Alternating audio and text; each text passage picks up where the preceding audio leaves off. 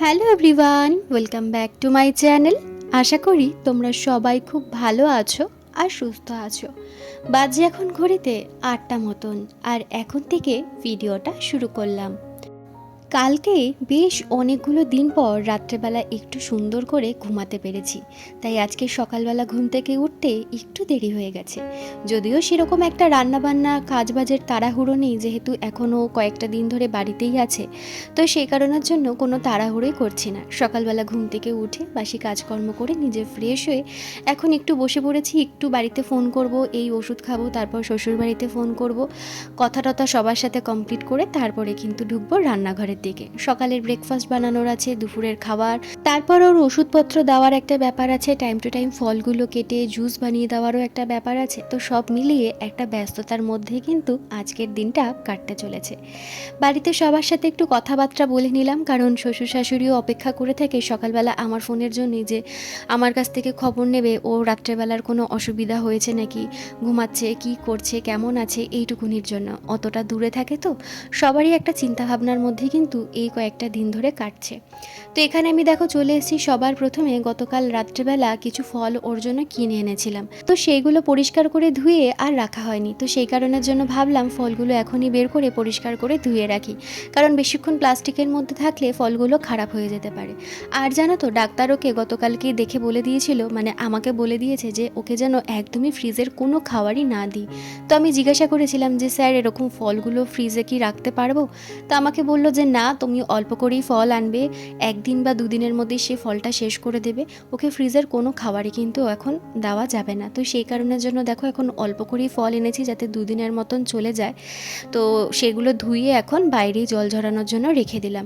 আর এখন যেহেতু খাবারটা খেতে পারছে না, তো সবটাই ওকে চলতে হচ্ছে কিন্তু ফলের ওপরে। মিনিটে মিনিটে কিছুক্ষণ পর পর ছেড়ে ছেড়ে ওই ওআরএসের জল, এমনি প্লেন জল, তারপর ফ্রুট জুস, পেঁপে। ওকে তো সারাদিনে পেঁপে কতবার যে দিচ্ছি তার কোনো ঠিক নেই। অবশ্য অল্প অল্প করে, একবারেও এখনও বেশি করে খেতে পারছে না। তারপর দুপুরবেলা কোনো ফল কেটে দিচ্ছি, বিকেলে খেতে চাইলে সেটা দিচ্ছি, আবার রাত্রেবেলা হালকা কোনো ফল দিচ্ছি। পেঁপেটা মাস্ট খেতেই বলেছে। তো যাই হোক, আর তোমরা আমাকে কমেন্ট করেছিলে যে কিউই খাওয়ানোর জন্য, সেই কিউইও কিন্তু ও খাচ্ছে। তো দেখা যাক কি হয়। গতকালকের প্লেটলেটও কিছুটা কমেছে, আর একটা ভালো দিক কি, ইনফেকশনের লেভেলটা আস্তে আস্তে করে কমছে, এই একটা ভালো দিক যা রয়েছে। তো সেই কারণের জন্য কালকে রাত্রেবেলা একটুখানি ঘুমাতে পেরেছিলাম। তো এখন দেখো চলে এসেছি সবজির বাস্কেটটা গুছিয়ে নেওয়ার জন্য। সবজিও নিয়ে এসেছিলাম, মানে যেরকমভাবে পেরেছি ঢুকিয়ে রেখে দিয়েছি, কোনো কিছু গুছিয়ে কিচ্ছু রাখা হয়নি, মানে যেরকম যা রেখেছি সেরকমভাবেই রেখে দিয়েছিলাম। এই কটা দিন তো একদমই ভালো লাগছিল না। কালকে ডাক্তারের কাছে গিয়ে একটু পজিটিভ কিছু শুনতে পেয়েছি, তো সেই কারণের জন্য একটু ভালো লাগছে। আর এখানে দেখো পাশের ঘর থেকে আমাদেরকে কিন্তু কাঁচা পেঁপে দিয়ে গেছে। আমরা জানো তো এখানে বাজারে কাঁচা পেঁপে পাই না। অনেক খুঁজেছি বাজারের এদিক ওদিক, কিন্তু কখনোই কোনোদিনই কাঁচা পেঁপে দেখতে পাইনি। যা বিক্রি হয় সব হচ্ছে পাকা পেঁপে। তো এই 2-3 দিন আগেই আমি পাশের ঘরের আঙ্কেলকে বলছিলাম যে ওর ডেঙ্গু পজিটিভ হয়েছে, আমার বেশ কিছুটা পেঁপে পাতা লাগবে। তুমি এক কথায় আমাকে বললো যে আমার ঘরের পেছনে একটা অনেক বড় পেঁপে গাছ আছে, তো তুমি আসো, আমি তোমাকে পেঁপে পাতা পেরে দিচ্ছি।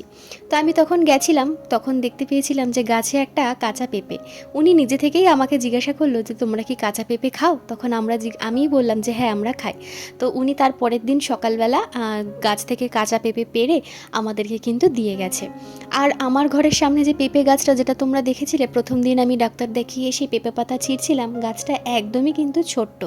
তো ওইখান থেকে আর দুটো পাতা ছিঁড়লেই পেঁপে গাছটা কিন্তু একদমই খালি হয়ে যাবে। তো সেই কারণের জন্য এখান থেকে আর ছিঁড়িনি, আঙ্কেলকেই বলেছিলাম, উনি কিন্তু পাতা অ্যারেঞ্জ করে দিল। তো যাই হোক, ওদিকে দেখতেই পেলে সবজির বাস্কেটটা গুছিয়ে জায়গা মতন রেখে দিলাম। আর এখন চলে এসেছি ওর ওআরএসের জলটা করে নেওয়ার জন্য।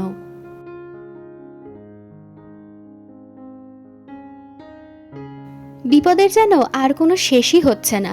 এই মাসটা না আসলে যেন বুঝতেই পারতাম না যে আমাদের জন্য এতগুলো বিপদ পরপর অপেক্ষা করছে। যদিও ঠাকুরের আশীর্বাদে সমস্ত বিপদই কাটিয়ে আস্তে আস্তে করে উঠতে পারছি, কিন্তু তবুও কানে শুনলে না তখন আরও যেন দুশ্চিন্তা বেড়ে যায়। এখন তো মিস্টার চক্রবর্তী আস্তে আস্তে করে একটু সুস্থ হচ্ছে। কালকে বাড়িতে যখন ফোন করলাম, বাড়িতে ফোন করি তখন শুনি বড় বড় দুটো বিপদের কথা। এক, আমার বড় নন্দা জামাই মানে বড় জামাইবাবুর পায়ে ইনফেকশন হয়ে গেছে, পায়ের নখের ভেতরে। সেই তো হাঁটতে পারছে না, পায়ে প্রচণ্ড ব্যথা, পা ফুলে গেছে, ডাক্তার দেখাতে হয়েছে। ডাক্তার প্রথমেই দেখে বলেছিল যে অপারেশন করতে হবে, তারপর বললো আগে ওষুধ দিয়ে দেখি, যদি ওষুধে ভালো হয়ে যায় তাহলে তো খুবই ভালো, পরেরটা নয়তো পরে দেখা যাবে। এই তো হলো জামাইবাবুর কথা।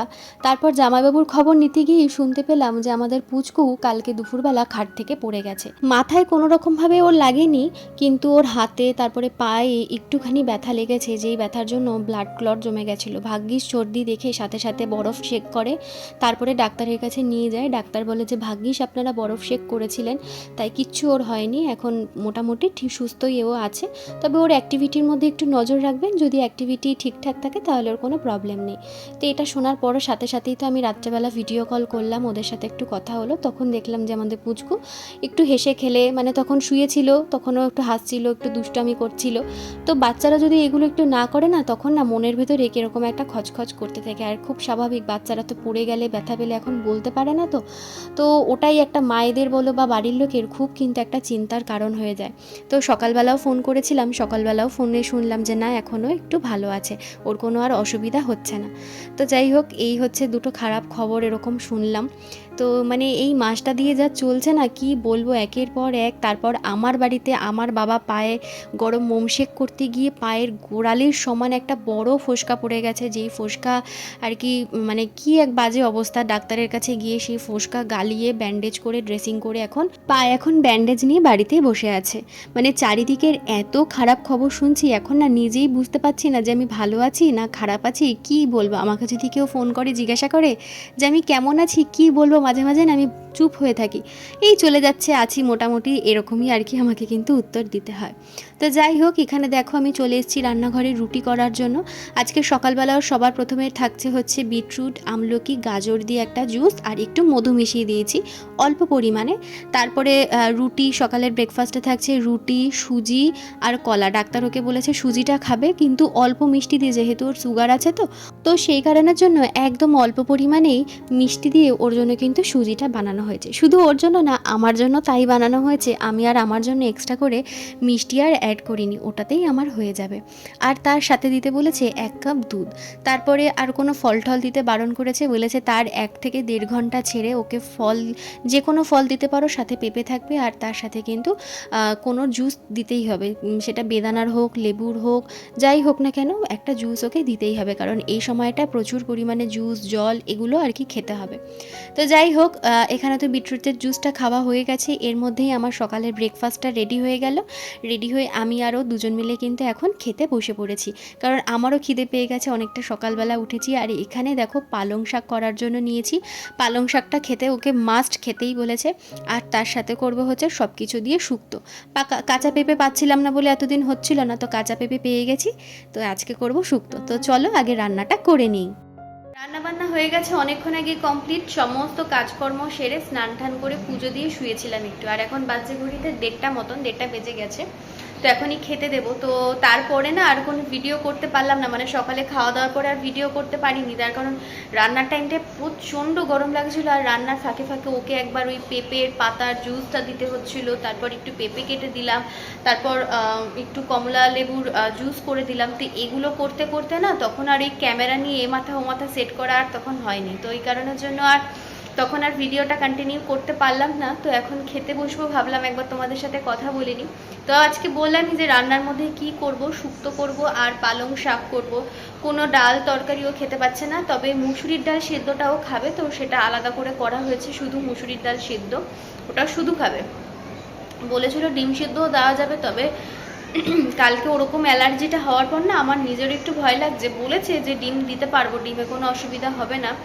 তো আজকে আমি ওর জন্য ডিমটা না স্কিপ করে গেলাম, যে 2 দিন দেখে নিই। আজকেও তো একবার যাবো, প্লেটলেটের রিপোর্টটা আজকে দেবে বললামই, তো একবার দেখে নিই, তারপর আস্তে ধীরে না হয় দেওয়া যাবে। তো চলো ভিডিওটা তোমরা কন্টিনিউ দেখতে থাকো। দুপুরবেলা খেয়ে দিয়ে ঘুমিয়ে পড়েছিলাম, তো সেই কারণের জন্য আর ভিডিও করতে পারিনি। আর এখন দেখো বেরিয়ে পড়েছি ক্লিনিকে যাওয়ার জন্য। সকালবেলা তোকে আজকে ক্লিনিকে নিয়ে যায়নি, তার কারণ ডাক্তারই আজকে সকালটা বলেছিল স্কিপ করবে, তার কারণ ডাক্তার দেখার জন্য। আর বিকেলবেলা ওর আবার কিন্তু প্লেটলেট চেক হবে, প্লাস ইনফেকশনেরও টেস্টটা হবে, মানে ব্লাড টেস্ট হবে। তো সেই কারণের জন্যই এখন কিন্তু ক্লিনিকে এসছি ওর টেস্টগুলো করবার জন্য, আর কালকে কিন্তু সকালবেলা রিপোর্ট দেবে। তো চলো আজকের জন্য ভিডিওটা এখানে শেষ করে দিচ্ছি। দেখা হচ্ছে আগামীকাল নতুন আরেকটা ভিডিও না। ততক্ষণের জন্য সবাই সুস্থ থেকো, ভালো থেকো। আর আমার ভিডিও যদি তোমাদের ভালো লেগে থাকে তাহলে অবশ্যই আমার চ্যানেলটা সাবস্ক্রাইব করে দিই, পাশে থেকো। টাটা।